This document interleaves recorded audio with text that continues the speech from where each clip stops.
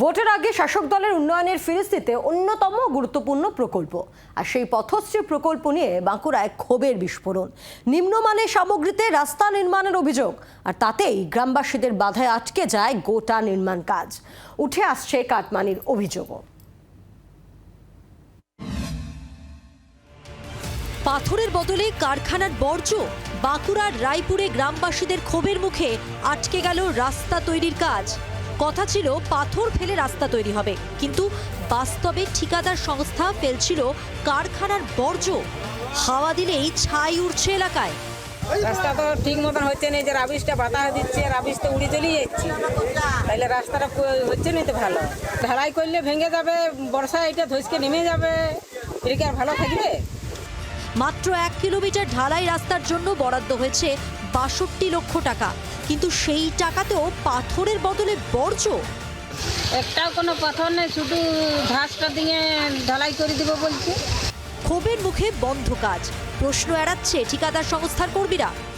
এই মুহূর্তে আমরা কিছু বলতে পারি না। কারা কারা করতে বলছে আপনাকে এটা? অফিস থেকে যেভাবে কাজ হচ্ছে এইভাবেই তো কাজ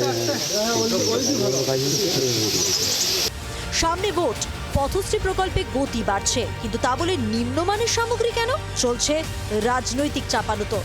সকালে গ্রামবাসীদের বিক্ষোভের কথা আমি শোনার পরে স্পটে গিয়ে যেটা দেখলাম যে গ্রামবাসীদের বিক্ষোভ করাটাই স্বাভাবিক।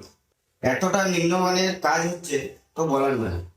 যেখানে রাজ্যের মুখ্যমন্ত্রী এত কোটি কোটি টাকা দিয়ে পথশ্রী রাস্তা করছে, সেখানে কিছু ঠিকাদারের জন্য নিম্নমানের কাজ করতে তারা চলে যাচ্ছে।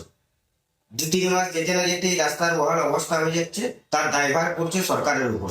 যে যুব সহসভাপতি সে ঠিকই বলেছে যে তৃণমূল যে রাস্তা নিম্নমানের রাস্তা হচ্ছে তা সঠিক, কিন্তু তৃণমূলের ওই যুব সভাপতির আর 2টো লাইন যোগ করা দরকার ছিল, যে ওই 6-5 বাদ দিয়ে যে বাকি যে 62 লাখের বাকি যে টাকাটা, সেই টাকাটা তৃণমূলের ঊর্ধ্বতন নেতৃত্ব ভাগ করে খাওয়ার যে পরিকল্পনা করেছে সেটা যদি যোগ করা হতো তাহলে তার কথাটা সাকসেস হতো। নিম্নমানের সামগ্রী দিয়ে রাস্তা মানা হবে না, সাফ জানাচ্ছেন স্থানীয় বাসিন্দারা। স্থানীয় পঞ্চায়েত কি ব্যবস্থা নেবে? বাঁকুড়া থেকে মৃত্যুঞ্জয় দাসের রিপোর্ট, জি 24 ঘন্টা। বাংলার আওয়াজ, বাঙালির আবেগ, জি 24 ঘন্টা।